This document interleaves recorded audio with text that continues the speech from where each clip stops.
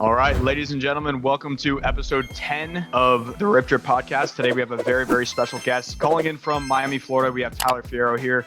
He currently runs a massive life insurance agency and is blowing up super, super quickly. So I'm really excited for you guys to hear about what he does. He's one of the only people that I've seen to build a culture and have such great energy in such a short amount of time frame. So we're going to dive into that a little bit on this episode and talk to him about his background and what really drives him forward, and a little bit about his why and how he's been able to find so much success so quickly. So Tyler, thank you for joining us.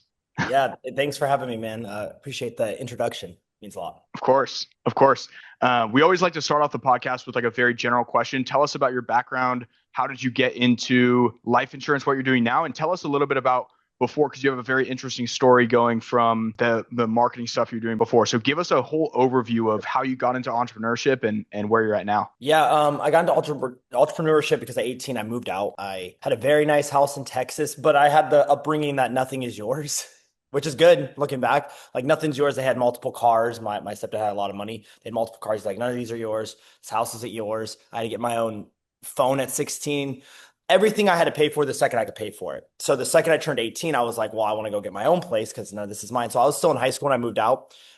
He gave me $5,000. That was like the one and only handout I've ever got, which helped a lot. And then a year in, I realized life's a little harder than I thought. So I went to the military because I was like, oh shit, I refused to go backwards. So I was like, how am I going to get myself out of this situation of this $3,000 a month at 18 rent that my one roommate obviously didn't pay at that age. So went to the military, and then I realized I hate reporting to other people. Love the military. It was a great experience. Wouldn't trade for anything. I think every young man should get into sales, go to the military, something like that. So it gave me my discipline, but I knew I wanted to get out. Got in a lot of trouble in the military. Once I got out, I then went and got a normal job again. And I was like, shit, I'm doing exactly what I said I don't want to do. And then cold turkey, I went into the gym. And then within 30 days, I was the top trainer in Las Vegas within 30 days. And that's where my marketing abilities really came out, because from a young age, like 9, I've been obsessed with making videos, right? So I made YouTubes during all this stuff I'm talking about. And once I went in person in the gym, I was like, this shit's easy. I got to just bring people in. I'm going to post them while I'm training them. Right? It's good looking girls. They all have followers. They're going to repost it to their stories. Next thing you know, in 30 days, I have so many clients where I'm working 6 days a week, 12 hours a day, making 15K a month. No one in person makes more than 2, 3. And from that point, I realized how easy marketing kind of was if you just utilize leverage. And then COVID happened. That's how I transitioned online. Took my same things to online. I got a bunch of girls, Raiderettes, New England cheerleaders, people like Tana Montague's Circle, all those girls. They started posting me, started blowing up. TikTok started blowing up, made millions and millions of dollars, but I didn't want to stay in that. I wanted to, move up the ranks in business, which I'm still trying to do. We're still very early on. Then I got into consulting, lead gen. Lead gen is just super easy to me. I think it's the world's easiest thing if you know how to market to get the right leads in. And then consulting for fitness businesses since I did it, and made I think like 1.8 in a year and a half. And then I got out of that because I was like, there's no means to an end with this in the way I was doing it, right? There's definitely ways to scale it, but I wasn't doing it the way I wanted to because I'm very hands-on. I'll just say that right now. It's hard for me in certain businesses to remove myself because I'm so hands-on. So when I saw life insurance, I was like, this is a vehicle where I can help others win. I can win, and I can definitely remove myself from this business, and it'll keep producing. And if I die, the money keeps coming in, and I can give it to my mom, my significant other at the time when that day comes, if that ever, God forbid, comes. So that's kind of how I got all the way to where I am now. But in terms of marketing stuff, it was a passion of mine. I think it's really easy to document what I'm doing, put it to the world. And in 2026, if anyone does that, they're going to cultivate an audience that wants to be a part of what they're doing. I learned something like a week ago that they say the top client, recruit, anything is someone who believes in the vision of the leader, wants to be a part of it, and wants to be around the environment they created. If they want those two things, that's the best client, that's the best audience, that's the best recruit. So that's a little bit about me. I don't know if that answered your question. Kind of went all over, but yeah, that's how I got to where I am now. No, it absolutely does. It absolutely does. And thank you for the detailed breakdown. And funny enough, for anyone watching this, the way that I met Tyler was crazy. He was literally on a sales demo, and I saw his background. I picked up on his energy, and he didn't even end up buying our product, but I loved his energy so much that I just hit him up online, and I was like, hey man, like, dude, let's connect next time I'm down in Miami. We got to link up, get together. And it's been great. And I just think you have such an ability to cultivate a lifestyle like so quickly and so effectively in front of like so many people. And it shows. Like, how many people have you been able to recruit in life insurance in the past like 60, 90 days? If you're a high ticket coach or an offer owner doing at least $50K a month and you're tired of setter bottlenecks and also tired of getting burned by other AI setters, RipDrip is the only undetectable AI DM setter on the marketplace, hands down. If that sounds interesting to you, click the link below this video to learn more. Without further ado, let's get back to the video. Well, I just started really recruiting the last 2 weeks, 40 people, but they're like in the process and going to get licensed. And in the life insurance game, so anyone watching this in life insurance, no one has more than 100 directs. And I think if done properly, because you need them to start, I'll do that in the next 2 months. I'll have 100 directs easily, but doing it the proper way, because it's one thing to bring people on. It's another to bring them on and them actually start. So, yeah. What do you think separates the newer agents from what you've seen from being super successful versus the ones that are kind of like burning out? Because I know that like 92% of insurance agents fail, right? Yeah, I think it's culture and environment. I really do. I think if they don't really have a vision for what it is they want, they don't have a good environment around them that's going to push them. It's kind of like if I'm in a room with 4 people and they do 100 push-ups a day, I'm going to be the 5th. You know what I mean? So I think a lot of agents who fail, they're not around the right culture environment. Maybe they're isolated at home. They're not in an environment at all. That's it. Because if you take 2 20-year-olds, one is isolated at home, never sees anything, you're like, hey, you have to freaking dial these leads. And then one that comes here or who's in an office around all people making money and hungry, this one's going to be forced to win or he's going to quit. Right. So they need to be put in that environment. I really think they need to be in that environment before they ever go solo dolo. Like, is it great to be virtual, work wherever? But that's a skill you have to learn. It's a skill you have to learn, like to work. Like, I remember the first year working for myself, it was really hard. Like it sounds so nice, but it's hard to get yourself to clock in. Now, like, it's obviously habitual and I work way more than anyone with a normal job being told what to do. But I think that's a skill and a habit you have to create. So I think that's the difference. I think everyone has it. I think they just need the right culture and environment and be ready to take it in. Because if I'm hard on one 20-year-old or 25-year-old, they might quit, but one might be like, okay, he actually gives an F and I'm either going to grow or quit. And then when they see the lifestyle, the cars, they're not going to quit. They're going to be like, okay, I got to make this shit happen. You know what I'm saying? So that's why that's really, I think, the difference maker of agents. Like, you need the culture. It helps that I can see yachts going by behind you. Right. Yeah. Yeah, I think one of the dopest things that you're doing too is you're actually getting a lot of people that, like you mentioned, would typically be remote, getting them in person with that culture. Yep. And also welcoming them into your home and like showing them like, hey, like, we're in Miami. Like, it seems like it's just very a welcoming environment with all of your team meetings. And I don't know if you call them masterminds or if you call them blitzes or whatever it may be. But I think also one of the dope things that you're doing is like the penthouse thing. Can you dive into that a little bit more for the viewers? Yeah. I'm going to say it's 2026 a lot because things are just different. And if you want to stand out in what it is you're doing, it's marketing, right? So I want to get, it's called, I won't say the building name. It's the top floor of a building out here. I think it's one of the nicer ones in terms of units. It's huge, massive. So the downstairs is 5,000 square feet of just openness. And you really can't understand how big it is until you're there. And I was like, this would be perfect to live there, obviously, but then to have the office in the sky in a Miami penthouse, because what better way to do it in Miami, which I don't know why no one else thought of. I think people are going to copy me once I do it. But I want people to be able to come up, get that experience, the ballet. They see the supercars outside. They see freaking people like Clav, athletes in the lobby. They're going upstairs and then they get to work.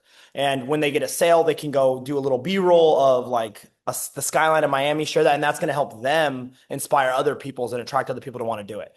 Over time, it'll only be for the top producers, and then I'll have an office for people who are under 30K a month. So they're motivated to get into the damn penthouse, right? So that's how I'm going to kind of create a culture. I want to have like levels. Like, if you're at this level, you're here, then there's this level, then there's this level, which I don't see anyone doing. And then of course, when I grow and scale, I'll have to try to recreate that in other cities, but for now it's just Miami. Yeah, we'll have to do the same thing as well. I think we discussed this as well. It's like we could either get an office building in Miami or we could just get a big penthouse and have the whole team out there. And it's a much cooler overview, but I think obviously when it comes to leadership, when it comes to culture, creating that environment, that's something that you have clearly been like a master of as well. I'm very curious because obviously most people that are in life insurance, that's their first and only kind of thing that they've done seriously in their career. You've done a lot of other things prior. What else aside from those other skills like leadership, creating culture, environment, that kind of stuff? What else have you brought from the past that you think has given like an unfair advantage to grow so quickly? You mentioned marketing, but dive into some of those details. Like what are there any specific things that you brought in that are just unique that a lot of other people are not doing right now? Yeah. Okay. Well. So the first thing I want to say is the reason I thought of the penthouse is because I went to multiple offices and I was like, I'm good off this. But this will also inspire people if we have a better alternative. You know what I mean? So I experienced the offices and I'm like, yeah. And then I had people here and Those the energy was lights. amazing. Yeah, and the energy was great here. We didn't feel like the working money was being made, so that's how I thought of it. Just I didn't like think of it day one, but unfair advantage from where I came to here. So I come from the online world where people call it like the courses, the mentorship, whatever you want to call it. And I think people think that industry is so easy. It's now seeing other businesses. I think it's one of the hardest. Like if you can actually make it online as a course seller, we're just gonna call it course seller because that's the bad connotation that people like to give it. If you can make it as a course seller and get success, you're freaking way more skilled than 99% of people in business. You just don't know it because you have to wear all the hats. You have to market, you have to generate leads, you have to convert leads, you have to have a sales process, you have to then fulfill once the sales goes through. And when I saw the life insurance model, the reason I was like, oh, I'm going into this is because all you have to do is get hungry individuals who want to make more money, this is the best vehicle to make more money, especially if you're brand new, for free. You get them to do it for free, no money. So I don't have to get them to pay anything. And then once they're on, their success isn't 100% reliant on me because they never paid me a dollar. And once I sell a life insurance policy or they sell a life insurance policy, the work is over. So I was like, it's removing like half the business. I don't have to do payroll. I don't have to do any of these things because the insurance carriers do it directly. Because for anyone watching this, I do the broker model where you're your own broker, you own your commissions, you own your books. And then the unfair advantage is not many people in this industry remove themselves at all from anything. So they're not doing any of their own marketing. They don't have any training staff. They don't have any courses built out to train their people. They're hands-on with everything. And that's why I think no one has more than 100 directs. Directs mean you brought them directly on because they're like, I don't have enough time. So no one's removing themselves from the business. In the course world, you guys already know to scale, you have to have the courses, you have to hire staff, you have to delegate and remove yourself. So when you come into life insurance, no one's doing that. And the few that have exited for multiple nine figures. So I'm like, that's what I've seen. I can't wait to get invited on your yacht, dude. When you exit for multiple nine figures. I mean, when you exit, we'll have to have some sort of party. It's going to be amazing. We'll all do it together. Yeah. 1,000%. Cash flow is king though, man. Cash flow is king. Like it is. Yeah. So that's the unfair advantage I think I have. Yeah. Yeah. Well, dude, I mean, I can just tell you're like shooting up like a rocket ship right now. And it's great to see. It's really inspiring because when I first met you just maybe a month and a half ago, you were like, yeah, I'm getting into life insurance. Now you have 40 directs. That doesn't go unnoticed. That's like very, very impressive. And I think you kind of hit the nail on the head. It's like most life insurance agents kind of just like follow the generic script that their uplines kind of line out for them, which is like invest in leads, sit in the office, grind 11 hours, and write off your own pen. And like maybe recruit a little bit, but even with the recruiting, none of the training, none of the lead gen, it's not scalable, right? Like you have to like be physically training these people. And the way that you're outsourcing that is just so smart. And I think that, anyone watching this video, I actually started in health and life insurance myself. And I would say like the number one most important thing that I would look for when I was going into a brokerage is like definitely culture, environment, leadership, training, and leads. And if you don't have those qualities as you come into a brokerage, you have to be very wary of who you're getting involved with. And for anyone who like, let me say it this way, if everything that I had going on dropped, I would probably come and sell for you right now, genuinely, because I know I would just make a lot of money really fast and build a sustainable business. And for anyone who's looking to get into sales or like a very good sales opportunity, high ticket sales is kind of just like on the downward trend because info's kind of going down. If you guys are looking for a really good opportunity, you guys just reach out to Tyler. I'm going to drop his link below. He knows what he's doing. He has 40 agents direct. They're all making anywhere from 30 to 50K per month plus. And it's just a plug and play system because he went from marketing himself. So he knows the back end of marketing. So he actually brings you in very qualified leads so that you actually have a playbook to close, and then he's the one training you. You can see his energy. Sales is energy. So at the end of the day, you guys, if you guys are going to consider getting into sales, I would look no further than Tyler for sure. Oh, appreciate that. Appreciate that. Yeah, man. Yeah. And Before you go, I'm not just saying that, bro. Like I genuinely mean it. Like I don't plug people. Like Eric knows, like I'm not really big on like, yeah, like definitely like this person, go to them if I don't really believe it. But like, dude, I genuinely know that you would like take care of the people that I bring you. So I appreciate that. Well, and the good thing is, it does get to a point where I'm gonna need everything you guys are doing because the automated messaging, and that's another thing. If you have a business, if you're online, you need a way to get back to everyone because people wonder how the hell I recruit or got so many clients because I got 6,000 clients in less than 3 years with the fitness coaching offer I had before I got into consulting. And it's because I had to message every single person and not only message them, but do it in a very specific way. So I'll teach everyone watching this the best script in the world. It's you assume what they want, right? So let's say it's fitness, right? And someone liked a post, followed me. I never did any cold. I would say, hey, name, are you looking to shrink your waist and grow your glutes? I assumed the goal, right? And then they would be like, yeah, obviously. And I would say, love it, what I'm best at. Why is this goal important to you? Then you get them to open up the why, right? Because sales is change. Change only happens when there's a pain point, at least in most worlds. There's some logic, whatever, in some different industries. And then once they open up with that, then I would send a voice message talking to them. Hey, Sabrina, super nice to meet you. Love that you want to shrink your waist, grow your glutes. I love that you actually want to make a change now. And I just want to say nothing changes if nothing changes. And if right now you don't love how you feel, which you just told me, a change definitely needs to happen. So in the last 3 years, I've helped hundreds of girls shrink their waist, grow their glutes, get to their best. And I want to ask you on a scale of 1 to 10, how serious, how motivated are you to do the same, which is shrink your waist, grow your glutes, feel your best? That's a lot. I would send that to hundreds of people a day. And then they would respond at 10. I work at Starbucks. Sabrina, amazing. I would send one voice message. I love that you're 10. I love that you're serious.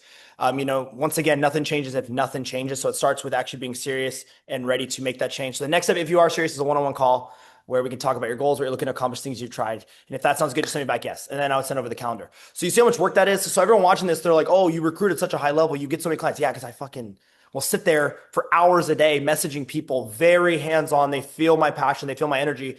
And people aren't even doing that. So what I'm getting at is with like your AI that can have those things inputted so they have that personal touch because most people aren't like me where they can sit and send voice messages for 10 hours a day to get the result. That's harder than cold calling. That's way harder than cold calling. It's way harder than, I'm not gonna say it's harder than door knocking or anything like that, but you have to like care, give your energy and say specific things to get the results I'm getting. Cause I think DM messaging is the highest. I know it actually is the highest converting way. So lead gen consulting, I was all about direct messaging. Direct to webinar, direct to calls, direct to events. It has to be direct because you're going to have your highest conversions. Your VSLs, I think VSLs is like a brick wall. You're just losing 80%, 90% of your leads. So the point I'm getting at here is that's why I'll definitely be using your guys' stuff when I'm really get down the recruiting, which should be in the next month. And anyone watching this, if you're not messaging properly and you're not getting those points, you're not going to make good money. You're not going to have high conversions. You're just not, especially in 2026. There it is again. yeah, dude, 1,000%. And we also see a massive angle with what we're doing with like the guys that are getting like Spencer Koze, for example, who gets like a shitload of inbound DMs all the time. Like he probably has a team of setters that are like letting people slip. It's like the easiest process just to pre-qualify those people, funnel them into a little webinar, handle some objections, send some voice memos with AI, like all that good stuff. But it's direct. It's direct to person. So they feel like they're actually talking to the person. Like the days where you can just because it's a personal brand. Yep. That's everything, guys. Lawyers, dentist office, veneer places, life insurance, fitness. People are missing this, and they don't want to learn it. So you need to do it. So you need something in place, and I don't think most people have it in them to learn and be as aggressive with it like I did without seeing the result yet. So I hope anyone can get some stuff from that because that's some sauce right there. That's how I do everything I do. That's how I convert so high. 1,000%. Eric, you got anything before we wrap up here? No, I think this has been super helpful for everybody watching for sure. And I'm excited to see you continue to crush it, bro. I mean, you're growing extremely fast, extremely quickly. And so hopefully we'll get the tour of the penthouse once you lock that in soon, bro. Yes, of course. Yeah, you guys are always welcome here too and in Miami. And I appreciate you guys having me on. I hope I could I gave some sauce today on just The one thing I didn't touch on, I just want to touch before I leave real quick is culture. None of this matters if you don't create an environment and culture. So if you have even if you have a freaking dentist office and you have employees, or you have an offer where you do consulting or fitness coaching, if you don't create a culture and environment that people want to be a part of and stay in, you're not going to really keep people. You're not going to convert people highly. So I would say the thing people need to really focus on is culture, environment, and making something that people actually want to be a part of. Not just the end result, but they want to be a part of the thing too. So I appreciate you guys 1,000%. having me on. Trying to spit a little game for all the viewers so they can get something out of this. Dude, 1,000,000%. And we're going to plug your stuff below. Once again, you guys, if you guys are looking to get into sales, at a minimum, speak to Tyler. He's a great option to have. Oh, I appreciate that. Yeah, say you came from this, and I'll hook it up. I'll make sure to pour into you. Yes, sir. Yes, sir. Well, awesome, brother. We appreciate your time. And I think that wraps up the pod. So we'll see you on the next episode. Thanks, guys. Later.